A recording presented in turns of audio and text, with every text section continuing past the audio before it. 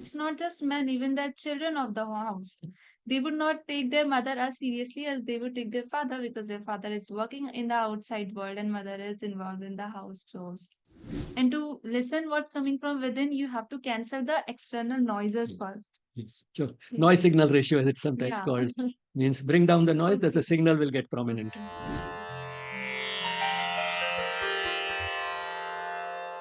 Namaste, my dear brothers and sisters. On the International Day of Yoga 2024, the theme is empowerment of women. And I have with me a young lady, Ojasvinee, who has all the signs of youth, courage, and idealism, Yes. which are sometimes, of course, seen as rebellion and revolution. But all the same, that's how we progress. So, welcome, Ojaswini. Thank you, sir. Let me start before I hand over the mic to you with the idea. I don't know who actually created this term empowerment. Probably since we live in a men's world, it is the men who must have done it. Because the indirect implication of empowerment is that somebody took your power away, your means the women's power away, and now it is expected that women will once again depend upon those who took this power away to empower them. And somehow women seem to have accepted it quite meekly, as if it's a great movement in which something which they inherently have is now to be returned to them by somebody else. They're dependent upon somebody else to empower them. So probably one should look upon it more as discovering, becoming more aware of, and recovering the power that is actually inherent in women rather than a dependence on somebody to empower them. Mm. So, with that background, let me now hand over the mic to you and start with any questions which you think are relevant to this theme. So yes, empowerment, that's a multifaceted concept. It's about power, it's about voice, it's about agency, it's about rights. So it's so this feminist movements since 20th century, we are fighting for equality. So we begin with fighting for equal rights. We demanded equal rights, and we were again dependent on the one who has taken a power from us to give us the power of to equality, the equal right to vote, equal right over property. Then we came then we started seeking financial independence. Now it took as in a direction of competing with male in the economy, in the workspace. So, like the goal of equality has evolved and it's evolving. So, do you think it has been in the right direction, the goal of empowerment? And are we really empowering through these goals? Are we confused or the goals are realistic? Are we in the path of empowering women? I think you made a very important point whether we have gone in the right direction. That women should have in the world much more power than they have at the moment is beyond debate. But what is the direction in which that power should lie? That is where one can have a lot of debates. And unfortunately, starting with the right to vote, till very recently, when the focus has been on women joining the workforce, earning uh, and becoming economically independent, and sometimes also trying to prove that they should earn the same amount for the same type of work. And in fact, they can do everything that men can do and do it better, and therefore they should be actually paid more. Now, these are all the types of things in which the focus has been.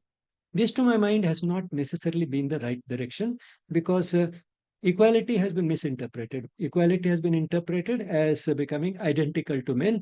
If men are doing this and they have more power, if we do the same, we'll also have more power. That has been the sort of simplistic reasoning which has led to this type of goals and given the movement a direction. Uh, I think what one has to look at is firstly that men and women are not identical. They are equal. They should be equal if they are not, but they can't be identical. And there are some inherent strengths that women have which actually men don't. And one should capitalize on that rather than uh, try to become identical to men. Mm. I'm not saying that all the things that have happened have been wrong and have not achieved anything. They have achieved quite a bit of independence and respect for women, because the fact is that in the real world, the world as we are constituted today, the type of level of consciousness, which is the average level of consciousness today, uh, anyone who is economically independent is considered not only more secure, but also gets a lot more of respect. But then that has not necessarily given them uh, true equality, because sometimes, in fact, it adds to their problems. They go to the workplace, there is sexual harassment. They go to the workplace, they generally end up being in positions which are, generally speaking, slightly lower than the positions which men have. They come back home in the evening, just because she's working, it doesn't it's not considered natural that she also needs to rest. She's supposed to take over the household work immediately as soon as she returns from work. And on top of that, if she doesn't work, sometimes she's expected to work because she should supplement the family income. Sometimes she's may be very passionate about working, but she's told that what is the need to work?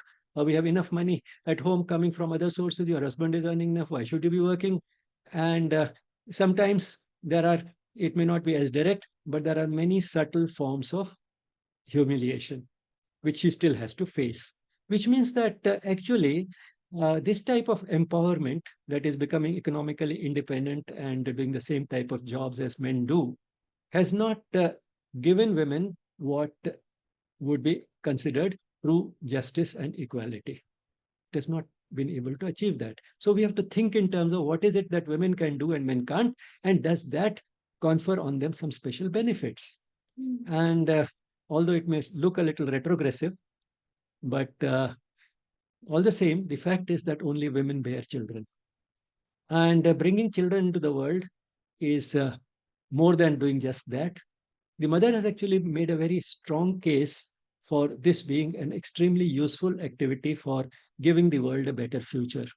Because the influence of a woman on the psychological development, on the level of consciousness of the child, begins well before the child actually is born. So, to have those 9 months available for bringing into the world a being, a human being, at a level of consciousness distinctly higher than what has been considered the norm so far, is a type of constructive activity which only a woman can do.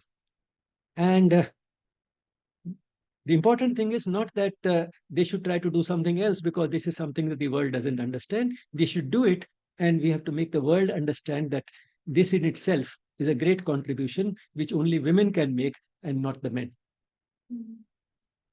So yes, it's just like as different individuals, we have different talents, we have different aptitudes. So similarly, in we can generalize that women have certain different core areas where they specialize more inherently due to their biology, due to the even there are some theories which tell that left hemisphere of brain is more active in women, so they have little stronger capacity in terms of language, communication, understanding emotions. So maybe that's why there are few jobs which are termed as pink collar jobs today. They're more they're dominated by women. So mostly these jobs are frowned upon by feminists because they see it as a segregation. They see it as an inequality because these jobs are actually they pay less. Then another thing is, for example, in medicine, see, a psychologist, that's a field dominated by women, but a psychiatrist who is a medical professional, that's a field dominated by male. So the feminists also see a hierarchy there. Ki, women are in a lower specialization and lower paying jobs. So, but still, these are something in direction that women are working in their core field. So how do you see this? Do you see this as something in direction of woman empowerment, or is this totally opposite to it? If I were to sum up what you said, and you made very many valuable points, there are some pink collar jobs, which means fields which are dominated by women. And that is primarily because women are naturally more inclined to do those jobs better. For example, in the field of medicine, not only or healthcare, not only psychologists and counselors, but also say nurses, almost completely dominated by women. Now, That's because women by nature are far more compassionate, more communicative, and can sort of help clients much better as counselors, because uh, the clients also tend to be more often women than men for various reasons we'll not get into. But then these women are more likely to open up to other women, and they can communicate better, understanding each other better. So women are made for certain professions which they can do much better. So there's nothing wrong with certain jobs, therefore ending up being pink collar jobs. What is not wrong is that because of that, these jobs should be less well paid, or there should be a hierarchy in which these jobs are at a lower level than what the men are doing. So it is that hierarchy that has to be abolished. And if the hierarchy depends in the real world on income, the incomes for these professions in which women dominate should be no less, and some cases maybe more than what the men are getting. Mm. Even the household care services, which women are mostly involved in, it's maybe due to women are better suited to take care of their children, so it's something in the same field taking care of the house. So there's new economics concept coming up, ki counting them in our GDP. So do you think that's somewhere empowering women, ki counting the care services they provide, maybe they that provides a voice to women, a value in the a value for the unacknowledged work they provide, though it's not paying them money, but it's still keeping up the work, it's keeping up the family, it's keeping up the work the male partner is doing outside. So women involved in household, is that women empowerment? Well, I mean, again, uh, certain things come more natural to women, as you said, taking care of children or taking care of household work. Whether it's because of biology or because of conditioning, that can be debated, but these things do come easily to women as the way we are socially. But then the important thing is not to value these things enough. And the value has to be not so much in terms of the GDP, because these things are beyond calculation. Now, how can you calculate the contribution a mother's love makes to the child? These things can't be calculated. The change has to be in the attitude of the society. Society has to acknowledge this and respect women for it. That is what is called for, and not necessarily a calculation of how much it is worth. And these social attitudes do really need to change, because the fact is that while what I'm saying is desirable, in the real world, very often it is not so. I'm not saying that the wrong things that you hear about are the entire picture. All that is right in so many families never comes to the surface, because, if, as they say, if a dog bites man, it's not news. If a man bites dog, it is news. So only uncommon things make news. So there are many things which are probably happening right in many families. But I know of families, well-educated families, where the man is making a lot of money and the woman is taking very good care of the children and of the household. But still, that does not sometimes, off and on, make the man stop the man from saying, "Itna paisa bana ke to dekha." Yeah? Thereby trying to assert his supremacy, because he can make a lot of money and he's challenging her, make that much money and then I'll see. Then I'll sort of consider you uh, equal to me. No, that is not the type of equality that the woman has to prove. It is the change in the attitude of the man, the change in the attitude of the society which is required. It's not just men, even the children of the house. They would not take their mother as seriously as they would take their father, because their father is working in the outside world and mother is involved in the house chores. So children are picking up the Yeah. cues.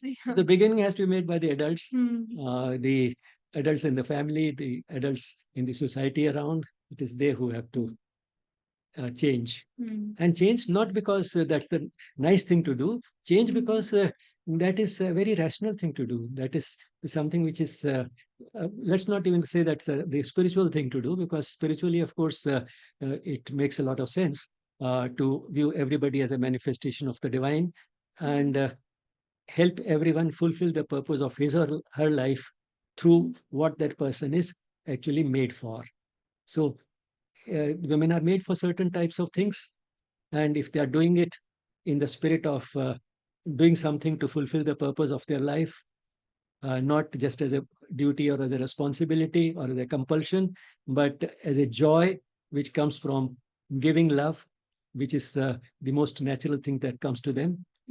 So giving love to the child, giving love to the husband, giving love to the elderly members of the family. Now all this they are doing, and this all this love is being expressed by giving what these people need in the family. And of course, a lot of them are doing a lot outside the family also. For example, if they're teaching, then they're showering their love on hundreds of children, a new batch of children year after year. So there are so many areas in which their love is spread out, and they are so well equipped for it that they can take it as their opportunity for spiritual growth.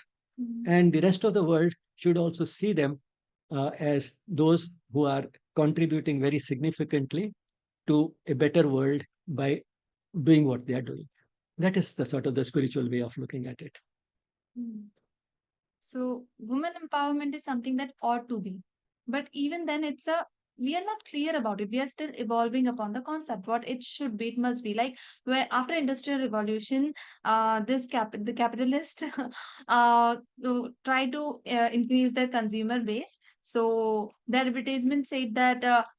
Why don't female smoke if male can? Females can do as well. So it was a race for equality, and in that race of equality women also started smoking. So but it was a totally wrong direction in which the female empowerment was going.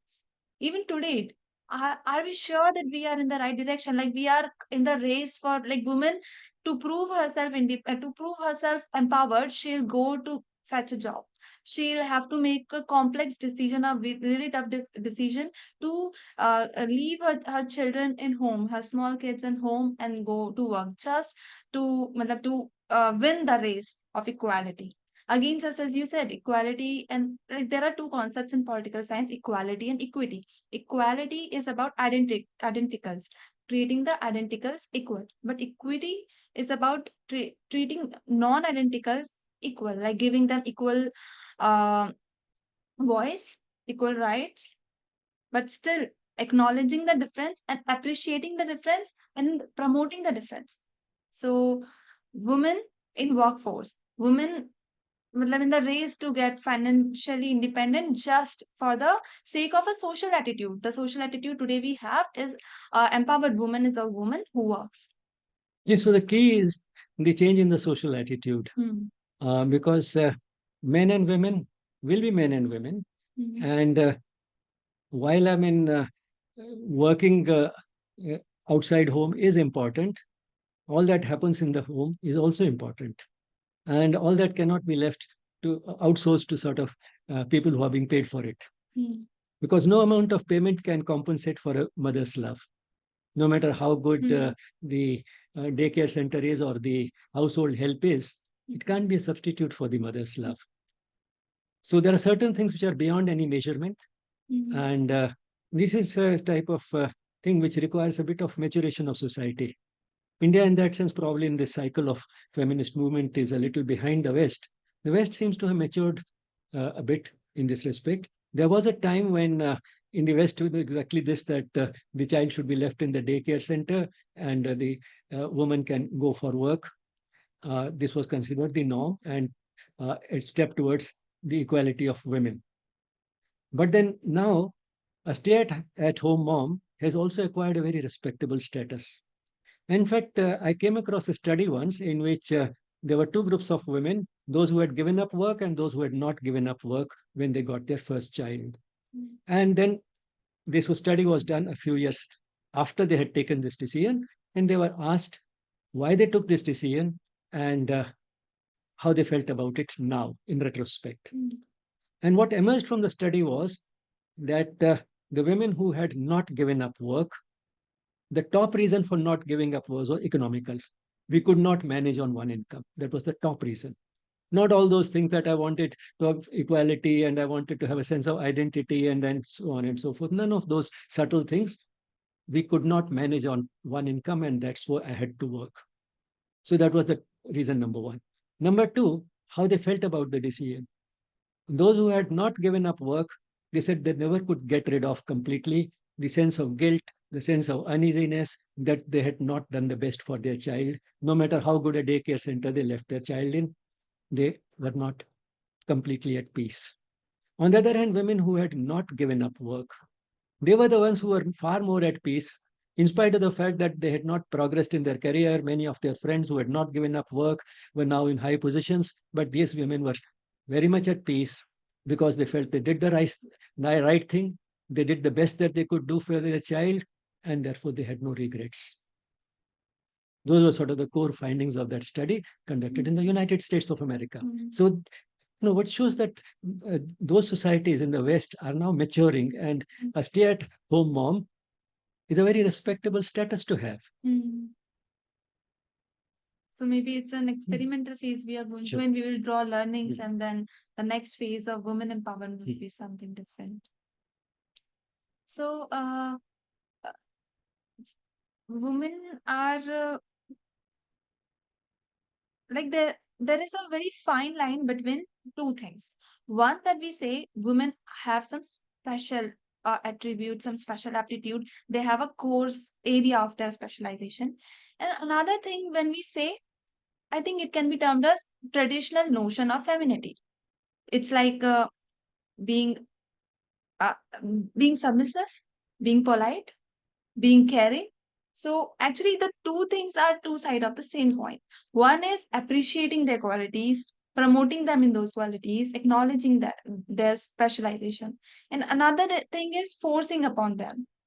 But actually, unfortunately, the two things are sometimes women themselves are unable to differentiate between two things, and they take the first thing as negatively.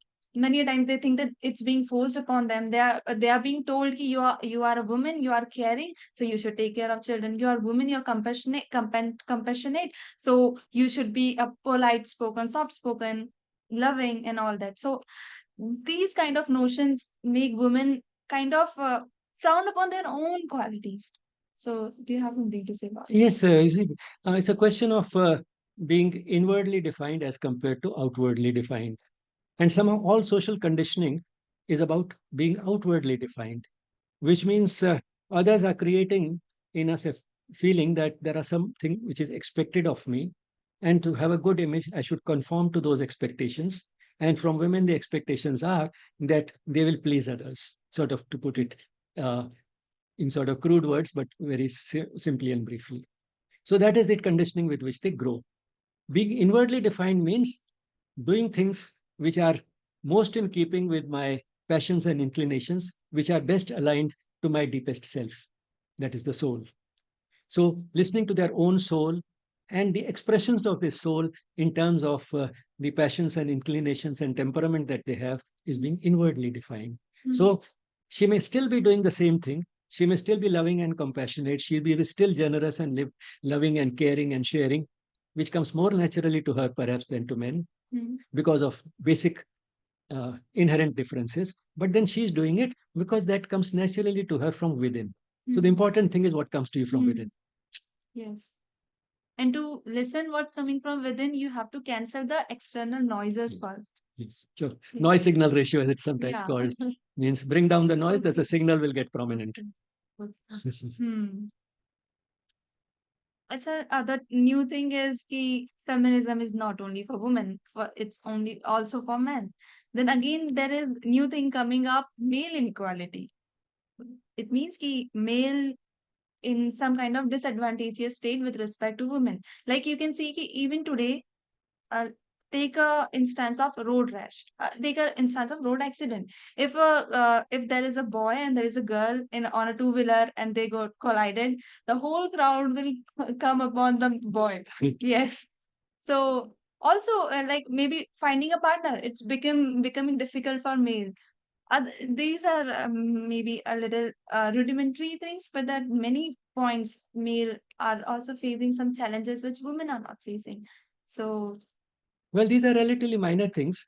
The important thing where sort of men suffer a disadvantage, which is quite in contrast with some of the traditional sort of picture that we have. Traditionally, what was thought was that if a man was spiritually inclined, he had much greater freedom to say that, well, I don't want to live in this world. I want to go away to the Himalayas because I'm getting a call from heavens and leave the family. It was not considered very well Parents tried to dissuade him from doing such crazy things. But all the same, man had this type of freedom much more often than women had. From a woman, it was expected. Uh, this is not something which you can do. So she was expected to get a proper permission to be able to do any such thing. She'll never get that permission. Your job is to get married and have children. So, that was the, so women suffered. And that was perhaps one reason why we have far more men who are spiritual masters and spiritual teachers and leaders than women. But the other side of the coin, which fortunately now is becoming more acceptable, is that while from a man, the social conditioning is that even if he is sort of less inclined to take up the most paying and prestigious job, he would much rather do something which may pay much less but is more in alignment with his passions and temperament and socially relevant. He generally finds it difficult to get that freedom because he is expected to be the breadwinner, and therefore he should pick up a job which pays as much as possible, and if possible, it should also be a prestigious job to maintain the family reputation and so on and so forth. From a woman, these things are generally not always expected. If the husband particularly is doing well and earning enough, if the woman on her own feels that I don't want to work, I want to take care of children, and after the children are a little grown up and are going to school, I want to do something by which I can give back something to the society. That comes much more naturally to me. So I want to shower after having showered all my love on my children and the family, now I want to shower it more thinly, spread it out thinly over large numbers of people by doing something, some type of work, which is in keeping with my own inclinations and temperament and unique qualities, and which all the world also needs. Now, she has that freedom to a much greater extent than a man has, because she is generally not told that, but then who will look after the family, who will who will bring the bread and butter home. That is expected from the man. So that way, women have a disadvantage, especially in enlightened families. So the important thing is we need enlightened families, enlightened parents, enlightened husbands. That's what we need. So you keep saying that women have higher capacity for spiritual growth. So perhaps we can also see it this way: कि women also have higher opportunities for spiritual. Probably they come in this to this planet, arrive in this planet with a psychological makeup which will make them shower love, and love is the key to all spiritual growth. So it is inbuilt into them, and then they also get more opportunities in the world because the opportunities which they have by showering their love on children, on other people in the family, and then on others through disinterested work, working only for the divine, working for the divine in man, not for money. The opportunities that they have through that are available to them much more than to men. So these are the advantages which women actually have, and probably they have been conferred upon them because they arrive in this planet equipped for it. They also get the right opportunities for it, and they have to just make use of the best use of those opportunities. So it's fortunate to be a girl for me. Yeah. So Oh, yes. yes. Never regret that. Yeah, never. Yeah. There is, I think, a famous Hindi phrase, "अगले जन्म मोहे बिटिया ही कीजो," Ah. make me a girl next birth. Oh, yes. We have so much of spiritual wisdom, timeless wisdom packed in these little couplets. Uh, India is inherently a sort of a spiritual country, and it is so seeped into our blood. It enters our everyday life, our language, and even our idioms. Can you repeat that? अगले जन्म मोहे बिटिया ही कीजो. Ah. Make me a girl next In my next birth. life, let me be a girl, a Yeah. bitia, Yeah. a dear little daughter like you. Yeah. I think it's a Rajasthani linguistic. So we are fighting for equality. We are working for empowerment. Since 20th century, we started with political rights, economic rights. Then we came up with fancy terms like body positivity, like glass ceiling and all that. Now, where do you think our fifth wave, four waves have already been. So now where do you think the fifth wave, the potential fifth wave is going? Well, these have been baby steps so far. Yeah. Compared to the conversation we've had, but all the same, every long journey starts with the first step. So many baby steps have been taken, and this movement will, I'm sure, keep evolving. And the intention, I don't know how successful we have been, The intention of this conversation has been to uh, make some mid-course corrections and to provide a new direction which will help women not getting empowered by somebody else, but realizing their power on their own. As I said, I mean, it will take a long time to change attitudes. And therefore, women might have to uh, take up, pick up battles. It's not that spirituality is about being only all loving, caring, and compassionate. At the right point, battles can also be picked up. After all, Sri Krishna uh, advised Arjun to go in for a war. So it's not that battles cannot be picked up, but they have to be picked up in the spirit of the Gita. So even those battles are quite justified, and somehow that will come automatically because the important thing is to be aligned with your deepest self, which is what yoga is about, which means let your body and mind be influenced as much as possible by the soul. Now, the soul is all knowing, and therefore, when you know everything, you get good guidance. And when you know everything, then a lot of things which matter a lot ordinarily do not matter. And therefore, knowledge gives us peace. And knowledge also gives us power because the divine is not only all knowing, it is also all powerful. So our soul has that essence in terms of that power also. So if you're connected to that deepest self, you can pick up a battle in that spirit, stand up to the whole world if necessary. And that courage comes because that is a spark of the power of the divine. So don't have to hesitate to pick up those battles, but then do it in the spirit of the Gita. And don't worry about the consequences.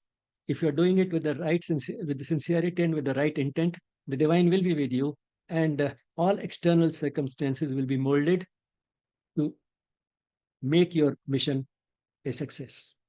That is the assurance Sri Aurobindo and the mother have given repeatedly, that on your part, if you are doing the right thing with the total sincerity and with the right intent, then not only you will succeed, but if there are external circumstances which are opposite you, even the external circumstances will reorganize themselves to facilitate your mission.